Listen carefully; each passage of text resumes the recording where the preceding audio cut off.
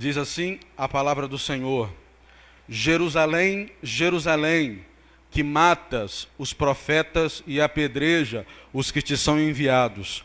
Quantas vezes eu quis ajuntar os teus filhos, como a galinha ajunta os seus pintinhos debaixo das asas, e tu não o quisestes. Vamos ler de novo? Jerusalém, Jerusalém, que matas os profetas e apedreja os que te são enviados. Quantas vezes quis eu ajuntar os teus filhos, como a galinha ajunta os seus pintos debaixo das asas, e tu não o quisestes. Pai, muito obrigado pela sua graça maravilhosa, Jesus. Deus, muito obrigado por esse ambiente maravilhoso, Pai, que se fez esse lugar. Pai, em nome do Senhor Jesus, Pai, que seja feita a sua vontade, aqui e agora, meu Pai, como é feita no céu. Pai, que só possa nos revelar, meu Pai, o Espírito que está por trás da tua palavra. Que não seja eu, Pai, quem há de convencer, porque é o Senhor que convence o homem do pecado, da justiça e do juízo. Fica conosco, fala poderosamente ao nosso coração. É o que eu te peço em nome de Jesus. Amém. Pode assentar, Wellington, muito obrigado. Em nome de Jesus. Bom, o tema dessa mensagem, eu confesso que já está no meu coração já tem alguns meses. Mas eu sempre compartilhava com alguns irmãos, não especificamente sobre o tema dessa mensagem, mas só que nessa semana que se passou, o Espírito Santo falou muito forte no meu coração sobre essa passagem específica. E o Espírito Santo me trouxe uma revelação textual nessa palavra, que eu achei fantástica. Com certeza eu não ia analisar do jeito que o Espírito Santo me falou. Mas eu quero te fazer um convite nessa noite. Eu quero desafiar você a sondar a sua vida hoje. Como é que está a sua vida diante de Deus hoje? Porque o Espírito Santo me confrontou drasticamente quando eu estava revendo essa palavra, quando o Espírito Santo me trouxe ela. Então quero convidar você a sair do seu lugar de comodismo espiritual. A palavra vai ser um pouco dura, é verdade, mas eu falo com todo amor e carinho que eu tenho para os irmãos. A Bíblia fala que Deus repreende aquele filho que Ele o ama. E se Ele repreende, a repreensão dele é como um pai que quer sempre o bem dos seus filhos. Amém? Amém. Vamos lá. Jesus está na sua última semana do seu ministério. Aqui Jesus, para situar os irmãos, Jesus está na porta de Jerusalém. Jesus está na entrada de Jerusalém. E ele está perto de todos os discípulos e dos fariseus. Os fariseus rebatendo, fazendo perguntas para poder pegar Jesus em algum ponto. Mas Jesus, como sempre, ele sempre dá uma ótima explicação, revela a verdade por detrás de todas as questões dos judeus. E a Bíblia fala, se eu não me engano, no Evangelho de Lucas, que eles pararam de perguntar a Jesus, porque eles se convenceram que não adiantava fazer perguntas para pegar o Salvador. Então eles desistiram de fazer perguntas. E quando Jesus acaba de responder as questões dos fariseus, ele se coloca diante do portão de Jerusalém e ele faz esse lamento. E outro evangelho fala que Jesus chora ao fazer esse lamento. Ele fala, e é uma passagem que particularmente eu gosto muito. É uma das passagens que eu acho que é uma das mais tristes que a Bíblia registra. Onde Jesus, no fim do seu ministério público, ele faz o seu lamento na porta de Jerusalém, falando: Jerusalém, Jerusalém, a que apedreja os seus profetas e aqueles que são enviados. Eu quis ajuntar vocês, como uma galinha ajunta os seus pintinhos debaixo das suas asas, mas vocês não o quiseram. Eu nem tive tempo de combinar com a Priscila para abrir os versículos, eu vou abrir alguns aqui. Mas eu fui pesquisar esse mesmo texto em outras versões da Bíblia e eu achei algo muito interessante. Na verdade, o Espírito Santo foi me bombardeando com informações. Eu tentei juntar de uma forma cronológica, não sei se eu consegui, mas que o Espírito Santo me ajude. Esse mesmo versículo, na Bíblia, na versão King James, ela diz o seguinte, a primeira parte: Jerusalém, Jerusalém, que assassinas os teus profetas e apedreja os que te são enviados. O que é o ato de assassinar? É tirar a vida de alguém premeditadamente. Aquele que tira a vida de alguém com a intenção de tirá-la. Ele premedita, ele planeja, ele arquiteta tirar a vida de alguém através do assassinato. A versão King James fala isso. Não satisfeito eu, fui procurar uma outra versão da Bíblia, o mesmo versículo. Aí eu procurei na Bíblia, na versão literal. Existe essa Bíblia. Na versão de 2015 fala assim: Jerusalém, Jerusalém, a que está matando os profetas e matando por apedrejamento. Por apedrejamento. Está matando por apedrejamento. E o hábito de apedrejar era muito comum na terra de Israel, porque existiam muitas punições que envolviam o assassinato por apedrejamento. E o povo de Israel, os fariseus, os líderes da época, eles se tornaram especialistas em assassinato, em apedrejamento. Então, não se engane você que o apedrejamento, igual aparece na novela, aquelas pedrinhas, parecendo brita, que vai lá, acerta e dá aquele machucadinho. Não. O ato de apedrejar eram pedras que pesavam mais ou menos de 5 a 10 quilos. De 5 a 10 quilos. Eles tinham uma técnica para apedrejar as pessoas. Eles não apedrejavam logo na cabeça. Por quê? Porque a pessoa morria rápido, não tinha graça. Então o apedrejamento era uma forma de punição de sofrimento. Primeiro, os executores da pena apedrejavam as pernas. Pegavam as pedras de 5 a 10 quilos e jogavam com toda a força nas pernas do condenado. Fazendo isso, eles quebravam as pernas, fazendo ficar com fratura exposta nas duas pernas. Logo depois, a vítima, agonizando de dor com ossos expostos, ela não consegue correr, lutando contra a vida, ela vai rastejando, tentando inutilmente sair daquele lugar. Então, eles pegam a mesma pedra ou outra pedra, do mesmo tamanho, do mesmo peso, e jogam nos braços, para que a pessoa também com fratura exposta, para que a pessoa não possa fugir. Então agora a vítima, ela está sem poder fugir, está com seus braços, está com suas pernas e os seus 2 braços quebrados, com fratura exposta. Então, para finalizar, não para finalizar, mas para botar a cerejinha do bolo, o que eles fazem? Eles colocam a vítima de barriga para cima e pegam a pedra e jogam sobre a barriga, sobre o ventre da pessoa, com toda a força, para que haja uma hemorragia interna na pessoa. Aí fazendo assim, a pessoa praticamente morrendo, agonizando. Aí sim, depois de todo esse espetáculo de sofrimento da vítima, eles pegam a pedra e jogam na cabeça e finaliza aí a sentença da punição da pessoa. Então, os judeus eram especialistas nisso, porque durante muitos anos, desde que essa lei foi imposta ao povo judeu, e com certeza durante os milhares de anos eles se tornaram especialistas na arte da dor e do sofrimento por morte, de apedrejar. E o que me chama a atenção também é o seguinte, que os discípulos, em alguns versículos mais para frente, os discípulos representavam seu mestre. Toda pessoa que era enviada representando alguém era praticamente a pessoa em si, só que representada por outra pessoa. Põe para mim, Priscila, por favor, Marcos 9, 37. Aqui nós vemos uma das muitas passagens onde Jesus, ele se coloca na pessoa, onde uma pessoa vai até ele de forma de representação, em nome de Jesus. E é isso que eu e você somos representantes de Jesus Cristo. Versículo 37, e diz assim: qualquer que receber a um desses meninos, está falando das crianças, qualquer que receber um desses meninos em meu nome, a mim recebe, e qualquer que a mim recebe, recebe não a mim, mas ao que me enviou. Então, se eu recebo uma criança por causa do Senhor, eu estou recebendo a Jesus, mas não somente Jesus, mas recebo também o Pai. Não só as crianças, mas como todo aquele que vai até alguém em nome do Senhor. Não precisa abrir. Em Mateus 5, Jesus fala sobre o assassinato.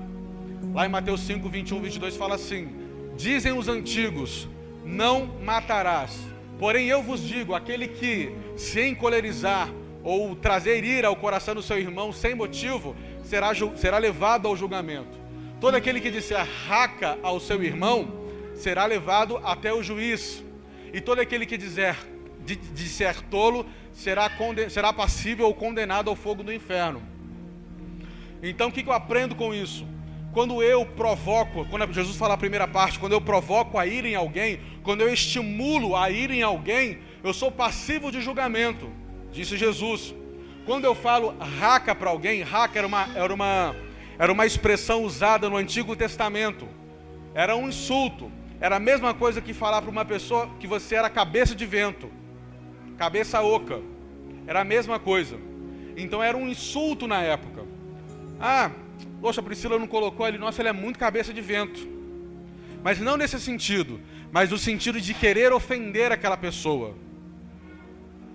Então Jesus fala que essa pessoa que chama o seu irmão assim, ele é condenável, ele é passível de julgamento. E todas as vezes que eu chamo alguém de tolo, na intenção de ofender também, tolo aqui significa a mesma coisa que idiota. Ou atribuir à pessoa uma mentalidade inerte, atribuir algum tipo de doença mental ou retardo que lhe faça a pessoa ficar cego ou lento, tanto de raciocínio como de agilidade. Então quando a gente fala assim, nossa, você é muito lerdo, nossa, você tem demência. Então quando você atribui alguém falando isso, é isso que o texto quer dizer. O tolo é isso. Então Jesus fala que nós estamos aí passíveis do fogo do inferno. Então o que eu quero trazer, o que Jesus, aliás, trouxe ao meu coração, é que nós estamos vivendo hoje num ambiente da igreja que praticamente ficou um ambiente inóspito. Um ambiente totalmente difícil de se conviver. Em nosso meio pentecostal, eu falo de uma forma geral, é que tem um consenso agora natural, onde a salvação é individual. E realmente a salvação é individual. Mas só que as pessoas falam isso como se fosse algo meritório. Não, mas a salvação é individual. Como se a pessoa fosse capaz de conquistar a salvação dela. Tipo assim, não, a salvação é individual. Deixa esse reles, miserável pecador, para lá. E não é isso. A Bíblia fala claro de diversos versículos que fala que a salvação é individual. Deuteronômio fala que o pai não morrerá pelo pecado do filho, o filho também não morrerá pelo pecado do pai. Romanos 14 fala que cada um de nós dará conta de si mesmo a Deus. É verdade. E é verdade, a Bíblia fala isso. Mas o que quer dizer isso? Quer dizer que Jesus morreu de forma satisfatória para todo homem que pudesse confiar no plano de salvação. Deus é suficiente para salvar todo aquele que se achega a Ele. Não tem sobra, mas o suficiente para cada um. Ou seja, se a pessoa se achega diante de Deus, o sacrifício de Jesus é suficiente para aquela pessoa. Não tem sobra, não tem resto. Ou seja, não, eu vou me santificar muito, vou ficar muito crente, vou ficar muito cheio da unção para poder passar a minha salvação para outro. Não. A salvação de Jesus na cruz é justamente isso. Olha, eu fiz o sacrifício de forma satisfatória, onde só você pode ser salvo. Por quê? É porque Jesus é egoísta? Não. Porque você veio até a mim. Então a salvação é satisfatória para todo aquele que vai aos pés de Jesus.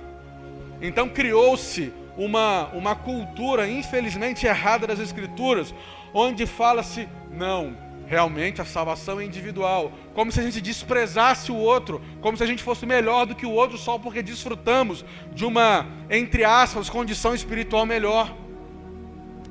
E a Bíblia fala também lá no Velho Testamento que aquele que está em pé, cuide-se para que não caia. Trazendo para hoje, o que é isso?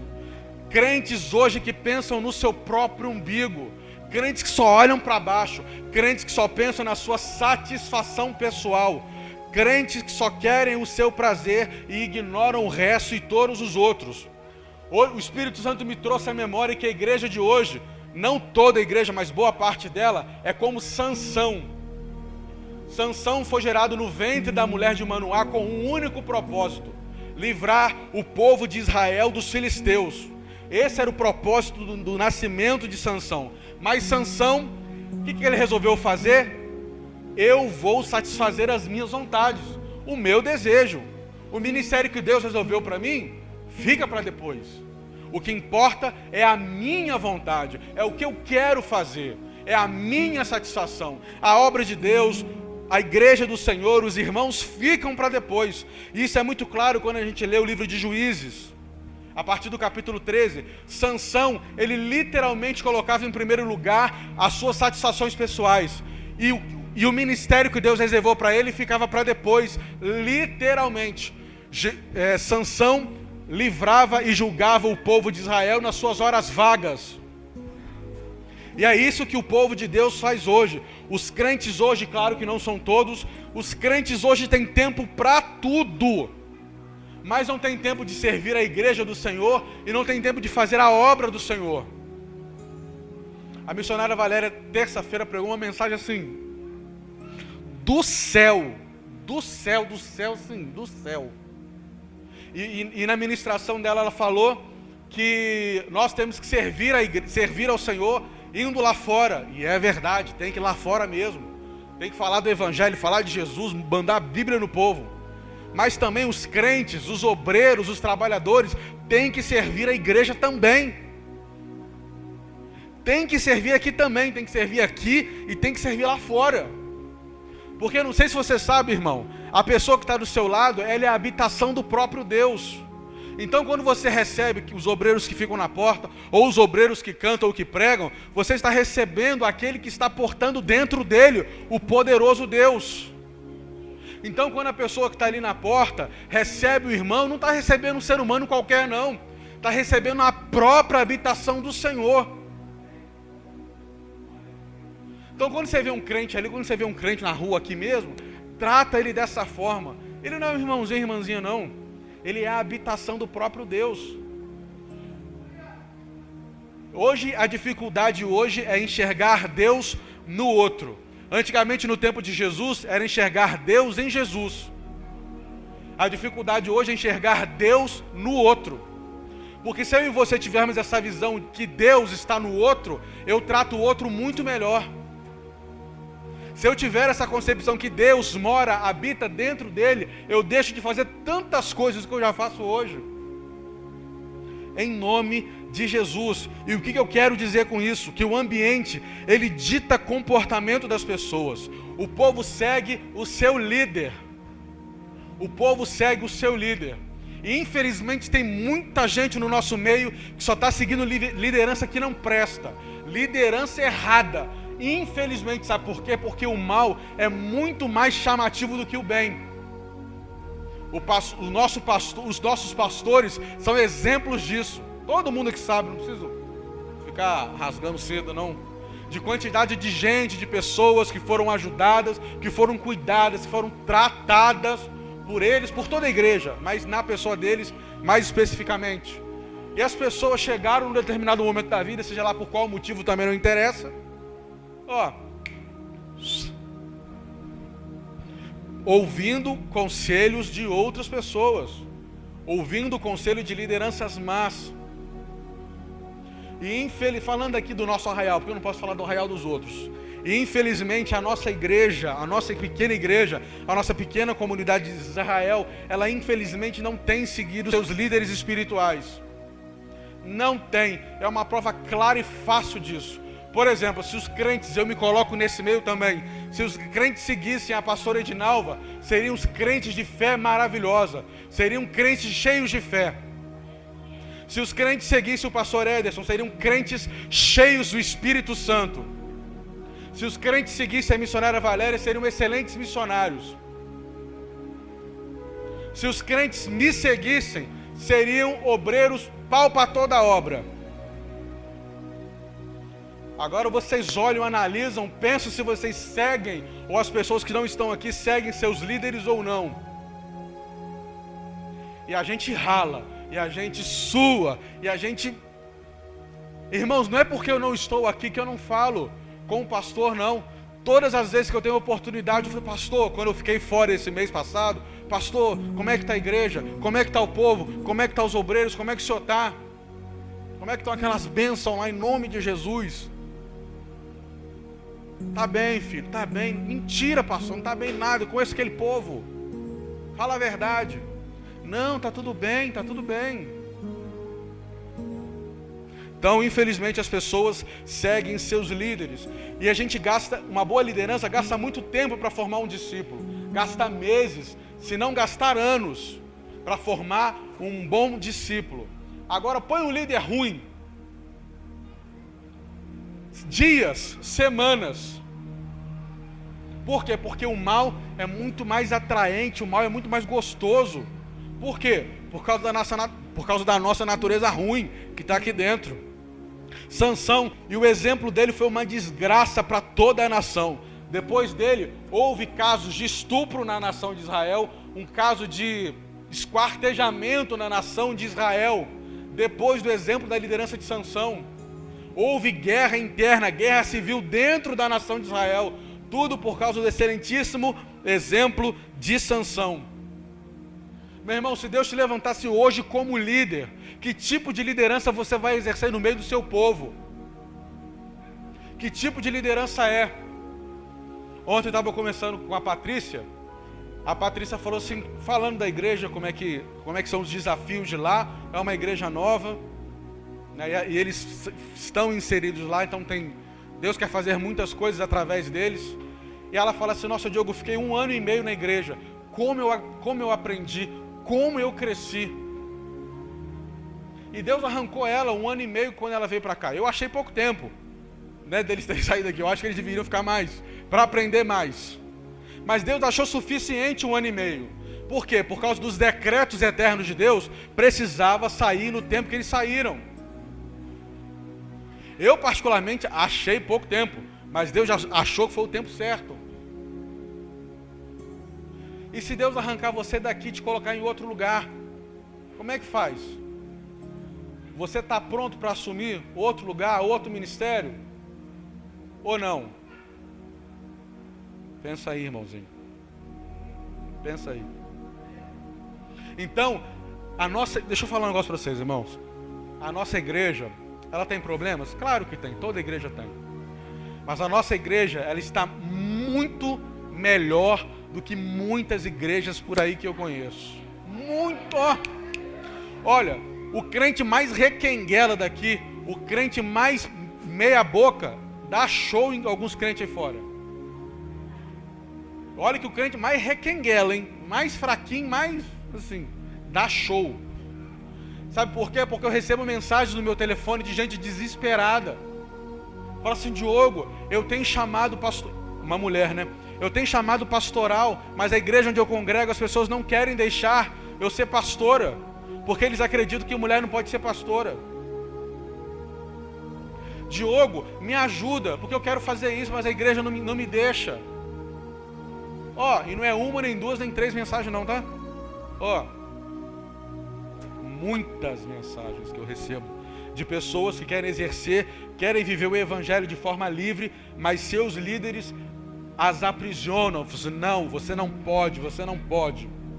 A Bíblia fala no livro de Atos que os discípulos foram conhecidos como cristãos. Pela primeira vez, os discípulos foram reconhecidos como cristãos. Antigamente, no primeiro século da igreja, na igreja de Esmirna, lá no capítulo 2 de Apocalipse, fala que a igreja sofreu uma grande perseguição, porque eles eram reconhecidos como crentes.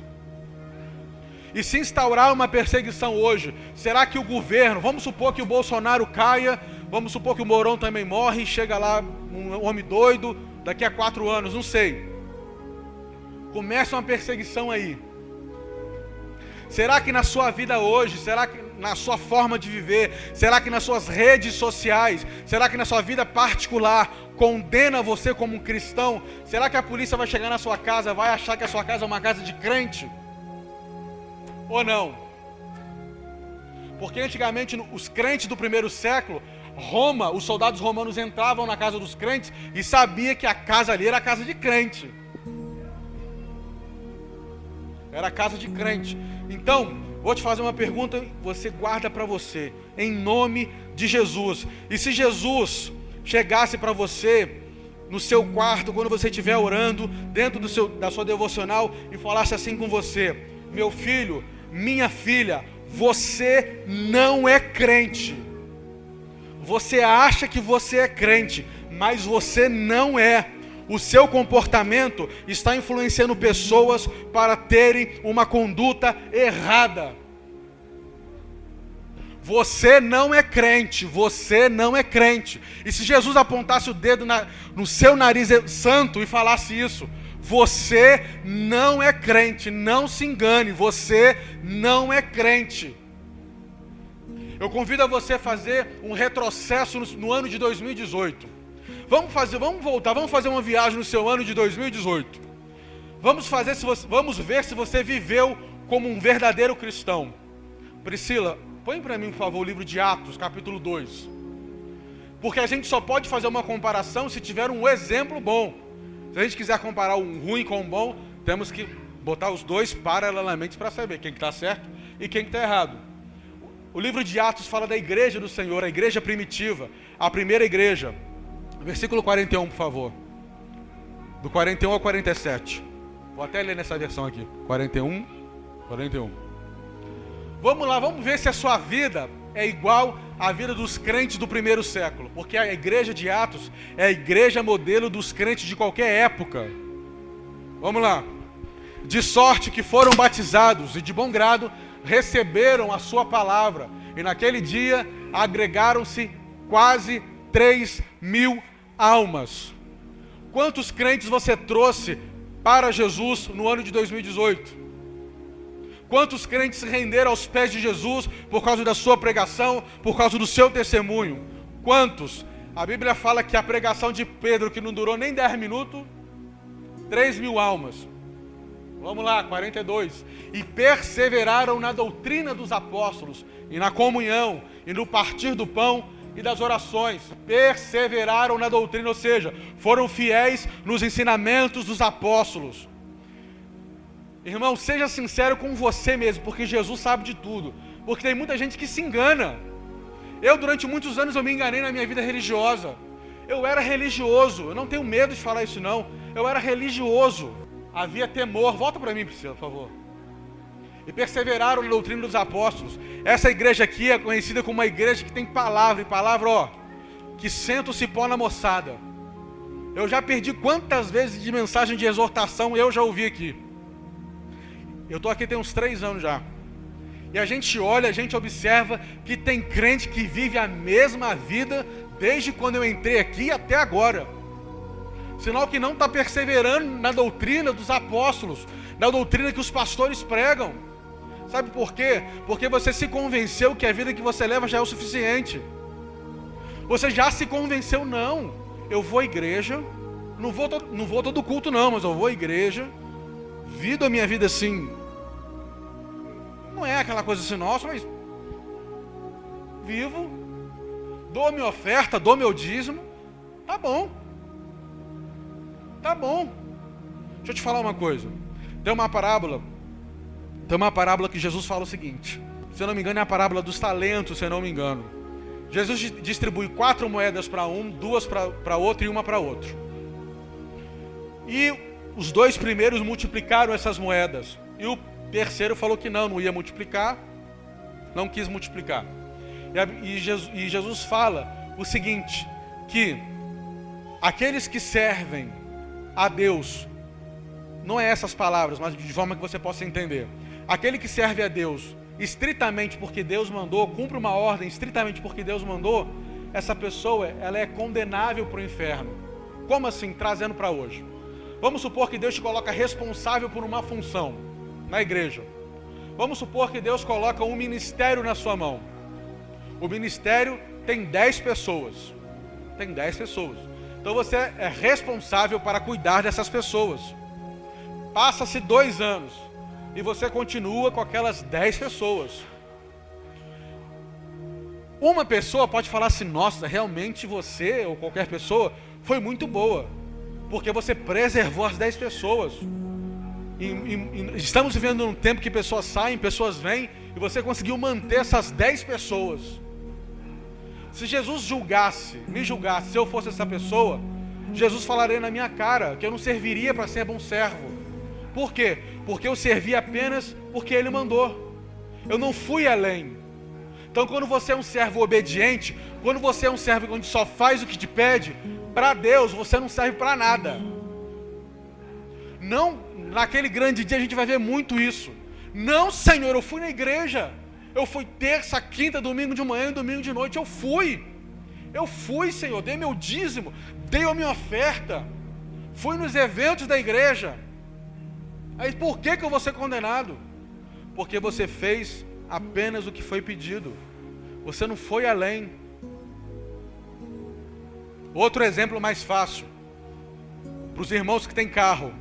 Tá chovendo, acabou o culto.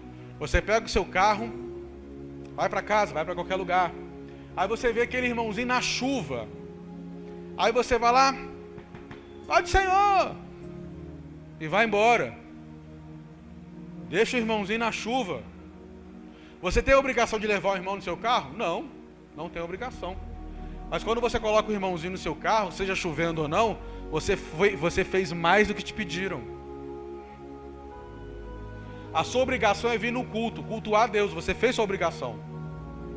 Agora você foi além, cedendo o seu carro, cedendo parte do seu tempo para levar o irmão em casa. Em nome de Jesus. As pessoas não se sentem motivadas. As pessoas não se sentem motivadas. Por que será que as pessoas não têm motivação? Passa para mim, Priscila, por favor. E em toda a alma, ou seja, em toda pessoa, havia temor, e muitas maravilhas e sinais faziam pelos apóstolos. Volta para mim, por favor, 43. E em toda a alma havia temor, respeito, reverência.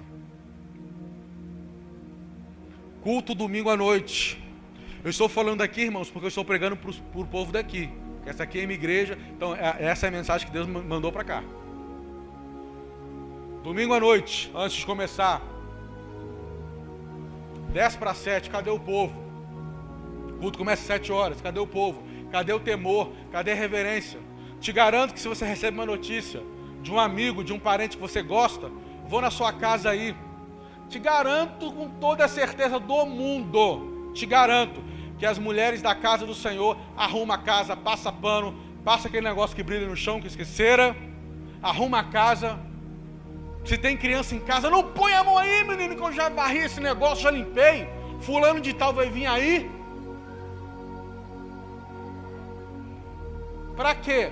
Para receber uma pessoa normal. Agora, para vir à casa de Deus, para cultuar o grande Deus que salvou a sua vida, não. O povo não chega lá mesmo na hora. Não vou chegar também não. Que temor é esse que você tem, querido? Me responde pelo amor de Deus. Que temor é esse que você tem em nome de Jesus? Beleza, chegou. Atrasado, mas chegou. Aí geralmente nós temos o costume de orar. Eu geralmente oro domingo à noite. A gente vê, eu com o olho fechado, irmão, parece que Deus abre o meu olho. A gente vê, desculpa a expressão, vou até sair do altar. A gente vê literalmente a cara de bunda de alguns irmãos. Parece assim, meu Deus, o que eu estou fazendo aqui? Irmão, você não é obrigado a estar aqui. Você podia estar em qualquer outro lugar. Não fica aqui não, sabe por quê? Porque você está acumulando ira para cima de você. Faz um favor para você mesmo. Vem à igreja quando você quiser adorar a Deus. Não vem não, sabe por quê? Porque toda vez que você chega aqui, tem um anjo do seu lado, ó, anotando tudo que você está fazendo, tudo que você está pensando. Outra coisa, sobre liderança. Geralmente tem oportunidades aqui. Geralmente a pastora, dia de terça-feira, oferece oportunidades. Irmã, irmão, vem cá dar uma palavra em nome de Jesus. Aí algumas pessoas o que fazem? Você acha que seu exemplo está agradando a quem? Aí a pastora chama outra pessoa. Ô irmã, irmão, vem cá, dá uma palavra. O que outra pessoa faz? O quê? Fulano que é obreiro que não foi, eu vou. Aí o que faz? Não vai. Por quê? Porque o seu mau exemplo influenciou outras pessoas. Que temor é esse, meu irmão? Vamos rever. O ano de 2019 está começando, vamos rever o nosso cristianismo para 2019.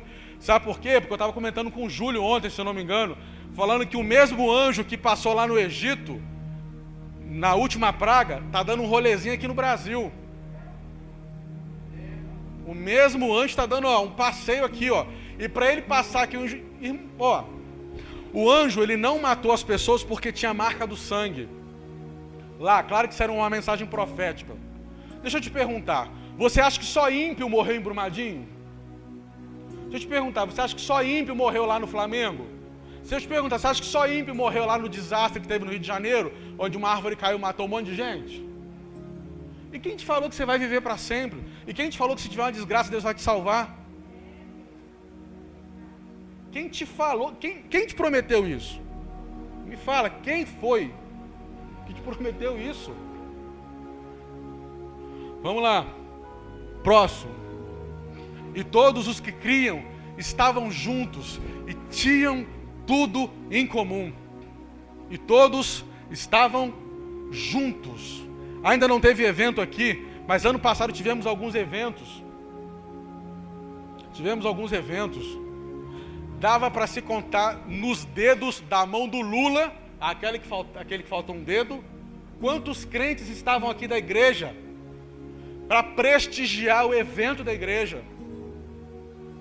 Se eu não me engano, não sei se foi ano passado, acho que foi ano retrasado, teve uma noite do cinema aqui na igreja, onde só vieram os líderes dos casados, e o convite foi aberto para toda a igreja.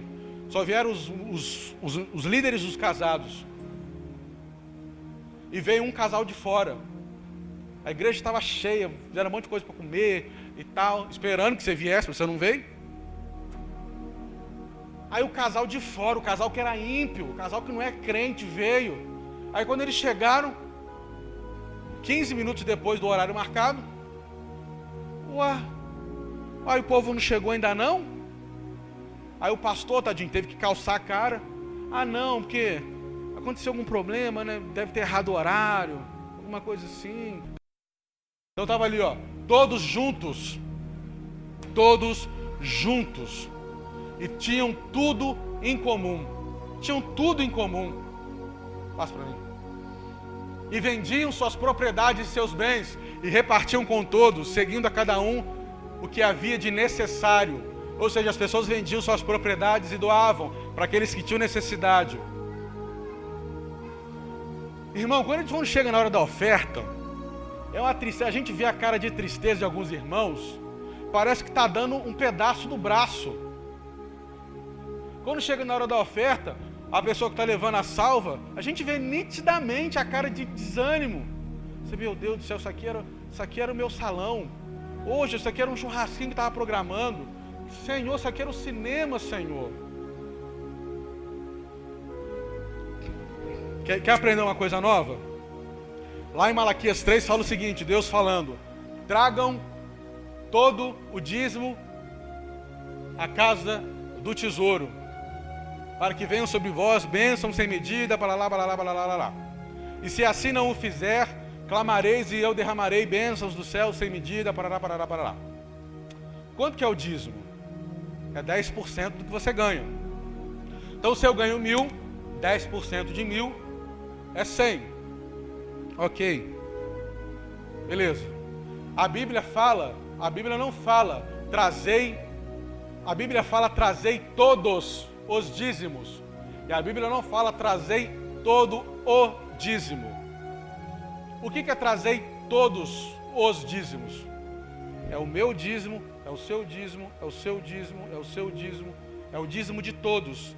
Trazei todos os dízimos até a casa do tesouro. E Deus está falando assim, olha, se vocês dizimarem e eu não vos abrir a janela dos céus, vocês podem clamar e fazer prova de mim. Sabe por que Deus não responde às nossas orações, às nossas vidas financeiras? Porque tem crente que não dizima. E como é que Deus vai abrir a janela do céu se nós não entregamos todos os dízimos? Então a palavra de Deus nunca vai ser cumprida na minha vida e na sua. Por quê? Porque todos os dízimos não são entregues. Aí você fala, Senhor, por que o negócio não arranca? Jesus, por que o negócio não prospera? Você está retendo? Vamos lá. E perseverando unânimes todos os dias no... Perseverando unânimes todos os dias no templo. Essa eu não vou nem falar. Partindo o pão em casa, comiam juntos com alegria e singeleza de coração. Próximo. Louvando a Deus e caindo na graça de todo o povo. E todos os dias acrescentava o Senhor à igreja aqueles que se haviam de se salvar. Então o ano de 2018 na sua vida foi assim? Responde para você, em nome de Jesus.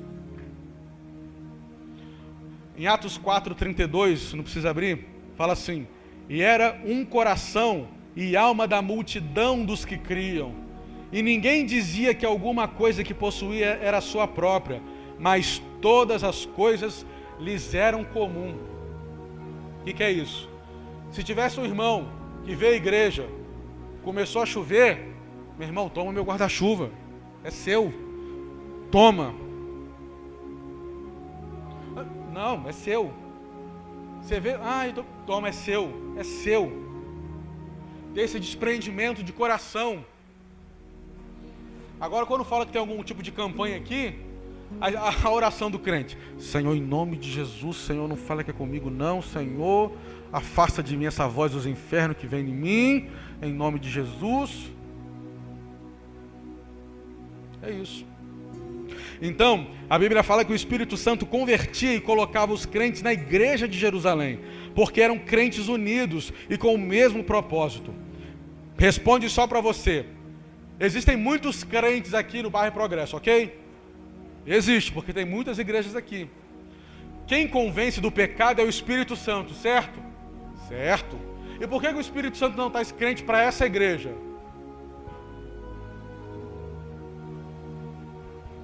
Por quê? Porque a igreja, espiritualmente, ela não é unida. Porque como Deus vai trazer uma pessoa para um ambiente que não é unido? Então Deus resolve, Deus olha, dá uma olhada do céu. Não, isso aqui não vai dar certo não. Isso aqui não. Isso aqui mais ou menos. Não, mas isso aqui vai dar. É assim, gente. E se acha, pensa no seu coração, e se acha que outras igrejas estão cheias, será que é só por causa da teologia da prosperidade? Responde honesta e sinceramente no seu coração. Será que é verdade mesmo que as igrejas estão cheias só por causa da teologia da prosperidade? Responde para você. Em 1 Coríntios 14, 39, tá para mim, por favor. Fala o seguinte, aliás, depois a gente fala. Então a gente precisa ver, meus amados, que tipo de cristianismo eu e você estamos vivendo. Porque quando chegar o dia da minha morte e da sua, eu vou me apresentar diante de Deus e Deus vai requerer tudo que eu fiz. E eu não quero que você chegue diante de Deus com as mãos vazias. Eu honestamente, eu podia muito bem me calar. Falei assim, não, Jesus, o povo lá é maduro que se vira. Não. Eu estou falando essa mensagem para que você aprenda em nome de Jesus a viver um cristianismo relevante. Portanto, irmãos, procurai com zelo profetizar, e não o proibais falar línguas. Próximo. Mas faça-se tudo decentemente e com ordem. O que estava acontecendo na igreja de Corinto? A igreja de Corinto era a única igreja do Novo Testamento que tinha todos os dons espirituais. Todos os dons a igreja tinha. Então, pela efusão do Espírito, o povo queria manifestar esses dons na igreja. Por quê? Porque viu o irmão profetizar, viu o outro falar em línguas, viu o outro revelar mistério. Então aquela ânsia de querer fazer, de querer ajudar, de ser usado por Deus, era tanta que rolava um certo tipo de bagunça, um certo tipo de confusão. Então por isso que o apóstolo Paulo falou, calma aí, gente, vocês podem fazer isso tudo, mas faz com calma, faz com ordem, faz bonitinho, faz bonito. Ou seja, é a motivação certa, é ter líderes que influenciam para o bem. Quando eu falo líderes, eu não estou falando em pessoas, olha, pastores, presbíteros, missionários, não. Você é um líder, querendo ou não, você é um líder. E que tipo de liderança você tem exercido? O pastor, tadinho, quase que tem que pedir pelo amor de Deus você falar em língua estranha. Quase que tem que botar a mão dentro do seu espírito e arrancar o dom de lá de dentro. Aí um não fala, um tem preguiça, um não faz em casa, porque se não faz em casa, não faz aqui. Aí quando tá lá aquela batalha, não é batalha espiritual não, é batalha pro crente falar em língua estranha.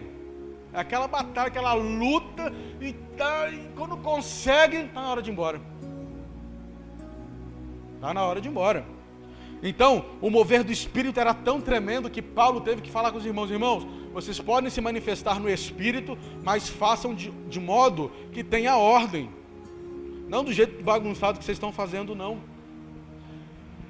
Nós precisamos de um avivamento. Eu e você precisamos de um avivamento. E o que é um avivamento? É pular, cantar? Não, o avivamento não é isso.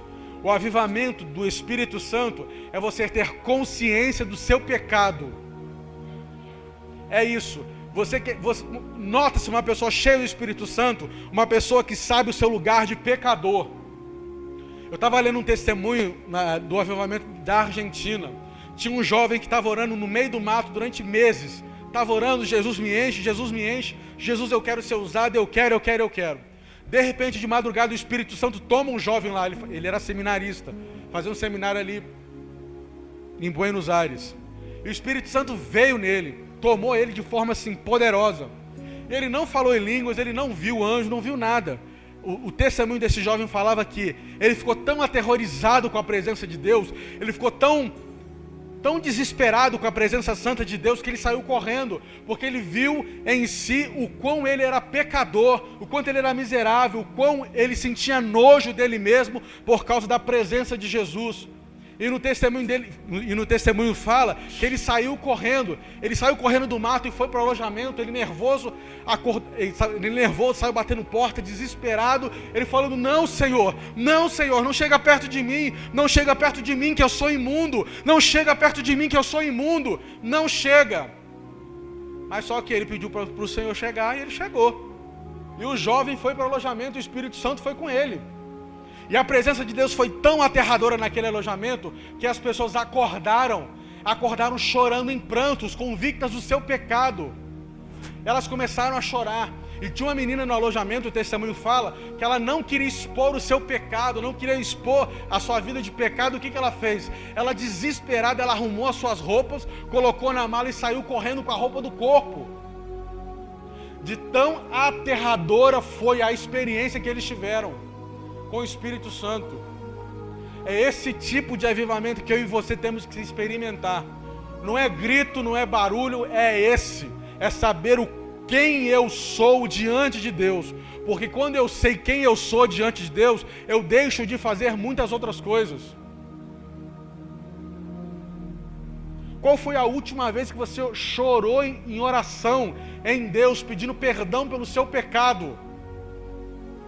Qual foi a última vez que você estava de cara no chão, chorando, porque Deus, eu pequei, eu entristeci o Senhor, me perdoa, eu não queria fazer isso, e com a sua cara banhada de lágrimas? Qual foi a última vez que você fez isso? Qual foi a última vez? E para terminar, o Espírito Santo me trouxe uma revelação textual também, falando que a igreja de hoje, que a liderança de hoje, que os pastores de hoje estão como a mula de Balaão. Infelizmente. Você conhece a história? Balaão estava indo profetizar desgraça para Israel e a mula viu o anjo. O que a mula fazia? Voltava.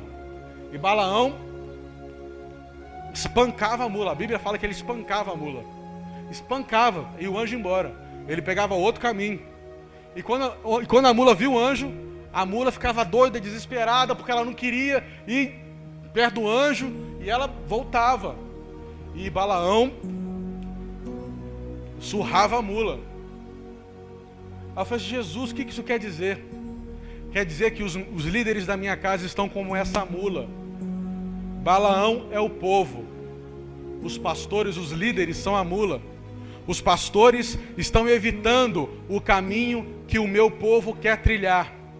Os meus líderes estão querendo voltar para que o meu povo não encontre a presença da morte. Mas o meu povo não está entendendo assim. Os meus pastores estão querendo livrar o meu povo da morte. Mas eles assim querem seguir os seus próprios caminhos.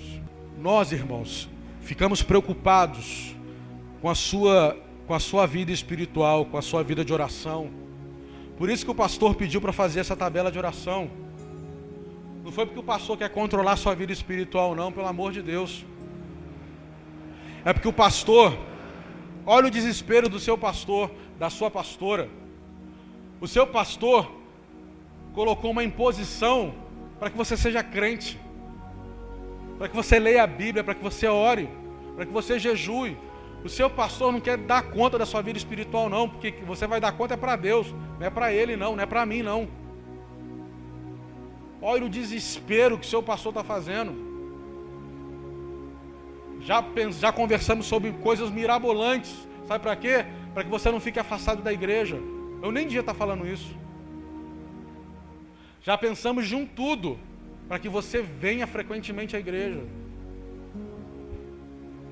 Porque nós queremos o seu bem-estar espiritual. Nós queremos que você chegue diante de Deus com as mãos cheias.